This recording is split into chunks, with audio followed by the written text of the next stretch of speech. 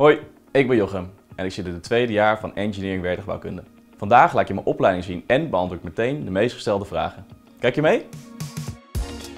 Onze school staat samen met andere HVA-gebouwen op de Amstel campus. Superhandig en gezellig, want je hebt alles wat je nodig hebt in de buurt, zoals een grote kantine en een studentencafé. Ik woon in Amsterdam en ik ben met de fiets in een kwartiertje op school. Ook met het OV is onze school supergoed bereikbaar.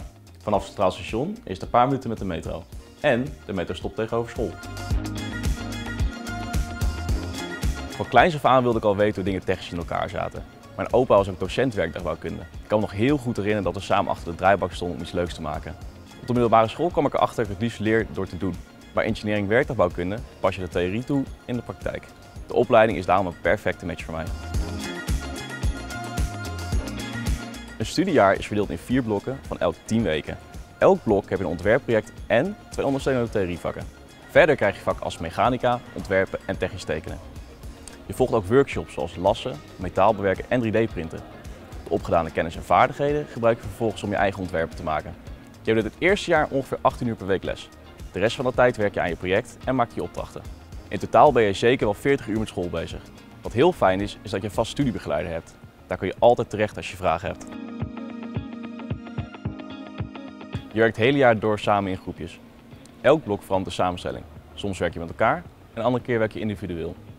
Tijdens de projectles krijg je les in verschillende ontwerpmethodes en kun je vragen stellen aan de docent.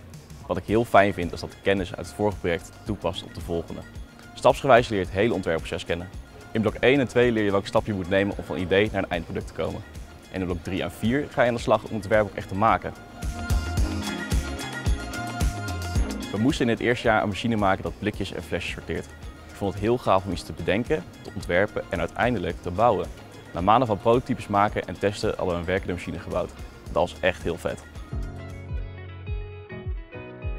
Je mag de opleiding beginnen zonder natuurkunde of wiskunde B. Mis je deze vakken per pakket en wil je jezelf goed voorbereiden? Dan raadt de opleiding aan om een bijspijkercursus te volgen. Ik heb het NNT-profiel gedaan en ik vond het prima te doen. In het eerste blok krijg je de basis zodat iedereen op hetzelfde niveau zit en daarna duik je de diepte in. Je sluit theorievakken af met tentamens of een opdracht. Je ontwerpprojecten rond je af met een ontwerpverslag en het bouwen van een model of prototype. Ik vind dat er best wel een mooie balans is tussen de theorie en praktijkopdrachten. In de eerste 2 blokken ligt de nadruk op theorie. Dat is logisch, want je moet eerst iets leren voordat je wat kan gaan maken. Bij blok 3 en 4 ligt de nadruk op de praktijk en ga je dingen produceren. Als werktuigbouwkundige kun je verschillende rollen vervullen bij allerlei soorten bedrijven. Je kunt aan de slag als ontwerper van technische producten en machines, als projectmanager bij de overheid of als zelfstandig ondernemer. Ik weet nog niet precies wat ik later wil gaan doen. Ik ben een zeiler en ik heb schepen altijd interessant gevonden. Dus misschien ga ik later wel werken op een scheepswerf. Of op Schiphol, want de luchtvaart vind ik ook echt geweldig. Super cliché, maar als je huiswerk bijhoudt en naar alle les gaat is het prima te doen.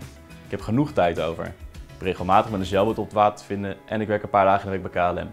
En in het weekend spreek ik meestal af met vrienden om wat leuks te doen. Wil je meer weten over engineering werktuigbouwkunde? Kom een keertje kijken op de open dag of stuur je vragen vast via Instagram DM. Doei!